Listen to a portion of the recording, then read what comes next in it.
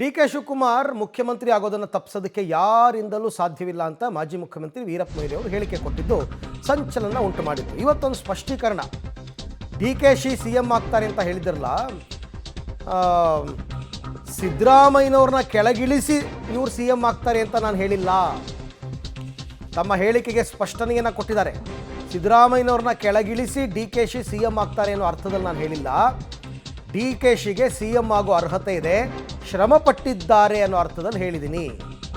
ಈಗ power sharing ಆಗಬೇಕು ಅನ್ನೋ ಅರ್ಥದಲ್ಲಿ ನಾನು ಹೇಳಿಲ್ಲ ಅಂತ ಅವರು ತಮ್ಮ ಮಾತಿಗೆ ಸ್ಪಷ್ಟನೆಯನ್ನು ಕೊಟ್ಟಿರ್ತಕ್ಕಂಥದ್ದು.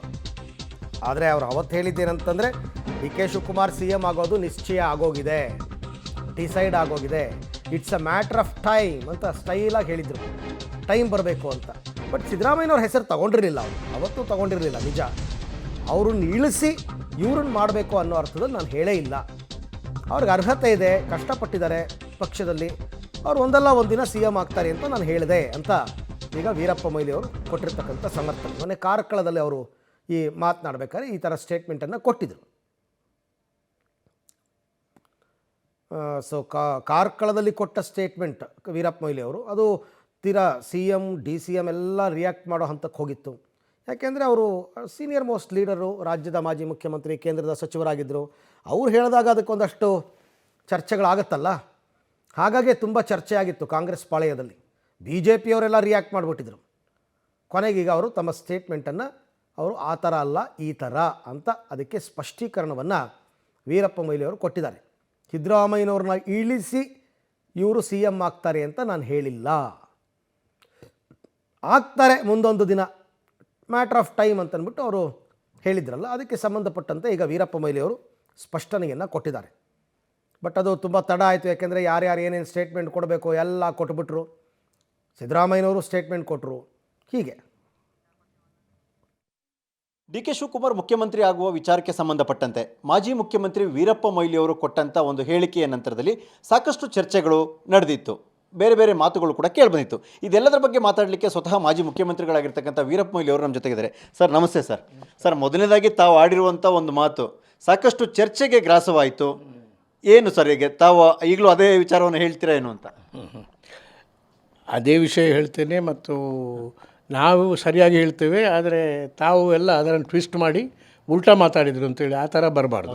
ನಮಗೆ ಗೊತ್ತಿಲ್ಲ, ಒಂದು ವಿಶ್ವಾಸ ಯಾವಾಗಲೂ ಅಂದರೆ ನಾವೊಂದು ಪ್ರಾಮಾಣಿಕವಾಗಿ ಸತ್ಯವಾಗಿ ಹೇಳ್ತೇವೆ. ನಾವು ಅದನ್ನು ಟ್ವಿಸ್ಟ್ ಮಾಡಿಕೊಂಡು ನಿಮ್ಮ ಅಡ್ವಾಂಟೇಜ್ಗೆ ಹೇಳಿದ್ರೆ ನಾವು ಭಾಳ ಕಷ್ಟ ಮಾತಾಡೋದು. ವಿಶ್ವಾಸದಿಂದ ನಾನು ಅದಕ್ಕೆ ಓಕೆ. ವೀರಪ್ಪ ಮೊಯ್ಲಿ ಅವರು ತಿರ್ಚಿದ್ದಾರೆ.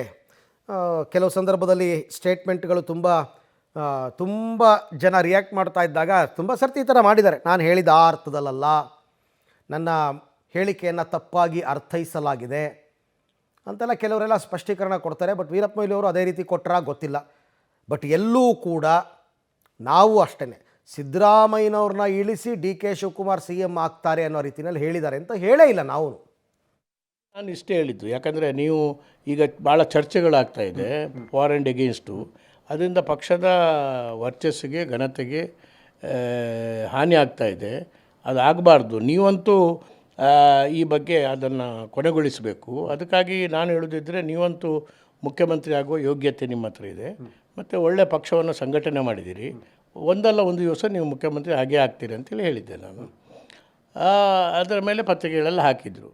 ಈಗ ಅದರ ಬಗ್ಗೆ ಸಾಕಷ್ಟು ಚರ್ಚೆಗಳಾಗ್ತಾಯಿದೆ.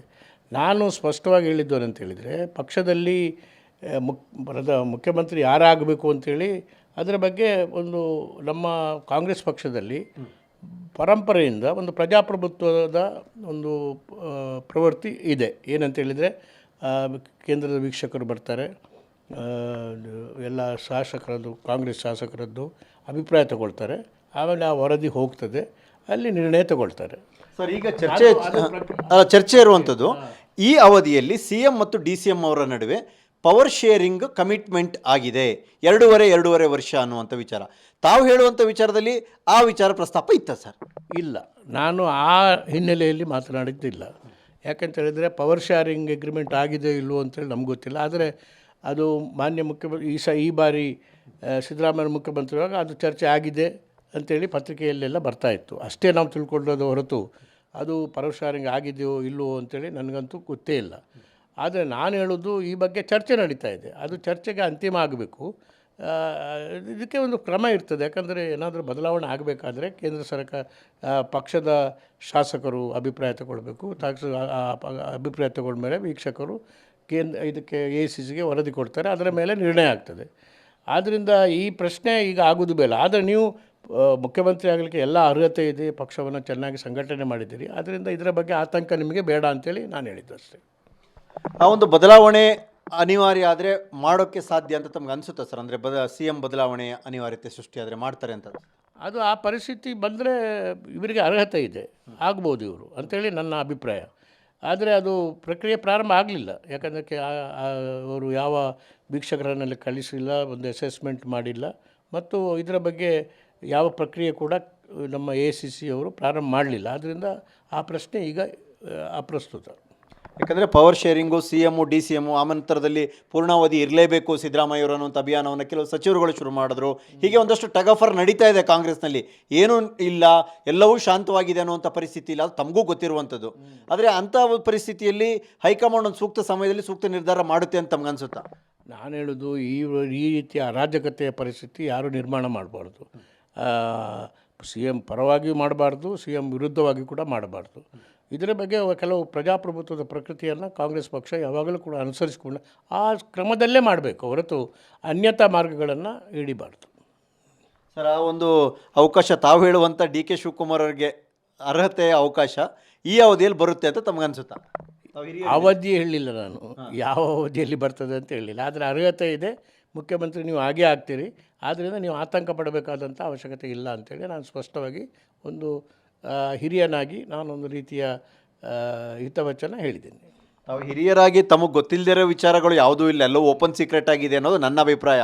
ಆ ಓಪನ್ ಸೀಕ್ರೆಟನ್ನ ನೀವು ಯಾಕೋ ಬಹಿರಂಗವಾಗಿ ಹೇಳಲಿಕ್ಕೆ ನೋಡಿ, ಅದರಲ್ಲಿ ಸೀಕ್ರೆಟ್ ಇದೆಯೋ ಇಲ್ವೋ ಅಂತೇಳಿ ಅದನ್ನು ಓಪನ್ ಸೀಕ್ರೆಟ್ ಏನೋ ನನಗೆ ಹೇಳಲಿಕ್ಕೆ ಆಗೋದಿಲ್ಲ. ಯಾಕಂತ ಹೇಳಿದರೆ ಅದನ್ನು ಹೇಗೆ ಹೇಳೋದು ನಾನು? ಆ ಪ್ರಕ್ರಿಯೆ ಪ್ರಾರಂಭ ಆದಾಗ ನಾವು ನೋಡೋಣ. ನಮ್ಮ ಪ್ರಕಾರ ಅಂತ ಒಂದು ಬದಲಾವಣೆ ಆಗಬೇಕು ಅಂತ ಬಯಸ್ತೀರ? ನಾನು ಬಯಸುವ ಪ್ರಶ್ನೆ ಇಲ್ಲ. ಅದು ಶಾಸಕರು ಬಯಸಬೇಕು ಅಥವಾ ಹೈಕಮಾಂಡ್ ಆಲೋಚನೆ ಮಾಡಬೇಕು. ಆಲೋಚನೆ ಅವರು ಮಾಡಿದ್ರೂ ಅವರಷ್ಟಕ್ಕೆ ಅವರು ಮಾಡೋದಿಲ್ಲ. ಶಾಸಕರ ಅಭಿಪ್ರಾಯ ಕೇಳ್ತಾರೆ. ಶಾಸಕರ ಅಭಿಪ್ರಾಯ ಕೇಳಿ. ಓಕೆ, ವೀರಪ್ಪ ಮೊಯ್ಲಿ ಅವರು ಇದೇ ವಿಚಾರವಾದ ಬಗ್ಗೆ ಸ್ಪಷ್ಟನೆ ಕೊಟ್ಟಿದ್ದಾರೆ. ನಾನು ಟರ್ಮ್ ಬಗ್ಗೆ ಮಾತಾಡಿಲ್ಲ. ಈ ಟರ್ಮಲ್ಲಿ DK ಶಿವಕುಮಾರ್ ಆಗ್ತಾರೆ ಅಂತಲೂ ನಾನು ಹೇಳಿಲ್ಲ. ನಾನು ಹೇಳಿರ್ತಕ್ಕಂಥದ್ದು ಅವರಿಗೆ ಅರ್ಹತೆ ಇದೆ, ಮುಂದೊಂದು ದಿನ ಅವರು CM ಆಗ್ತಾರೆ ಅಂತ. ಅದನ್ನು ತಿರ್ಚಿದ್ದಾರೆ ಕೆಲವರೆಲ್ಲರೂ ಅನ್ನೋ ರೀತಿಯಲ್ಲಿ ಅವ್ರಿಗೆ ಸ್ವಲ್ಪ ಬೇಸರ ಇದ್ದಂಗಿತ್ತು ವೀರಪ್ಪ ಮೊಯ್ಲಿ ಅವರಿಗೆ. ಅದಕ್ಕೋಸ್ಕರ ಅವರು ಆ ಸ್ಪಷ್ಟೀಕರಣವನ್ನು ಕೊಟ್ಟಿದ್ದಾರೆ. ಮುಂದೊಂದು ದಿನ, ಮ್ಯಾಟ್ರ್ ಆಫ್ ಟೈಮ್ ಅಂತ ಅವತ್ತು ಹೇಳಿದ್ರು ಅವರು, ಸಮಯ ಬರಬೇಕಷ್ಟೇ ಅಂತ. ಆದರೆ ಯಾವ ಸಮಯದಲ್ಲಿ ಅಂತ ಅವತ್ತು ಹೇಳಿರಲಿಲ್ಲ. ಸೊ ಹಾಗಾಗಿ ಈಗಲೂ ಕೂಡ ಅದನ್ನು ಸಮರ್ಥನೆ ಮಾಡ್ಕೊಂಡಿದ್ದಾರೆ. ಗೊತ್ತಿಲ್ಲ ಅವ್ರಿಗೆ ಯಾರ್ಯಾರು ಏನೇನು ಯಾವ್ಯಾವ ರೀತಿಯಲ್ಲಿ ಅದನ್ನು ಪ್ರೊಜೆಕ್ಟ್ ಮಾಡಿದಾರೋ. ಬಟ್ ಸಿದ್ದರಾಮಯ್ಯನವ್ರನ್ನ ಇಳಿಸಿ ಅವ್ರು ಆಗಬೇಕು ಅಂತಕ್ಕಂಥದ್ದನ್ನು ಅವತ್ತು ಅವರು ಹೇಳಿರಲಿಲ್ಲ.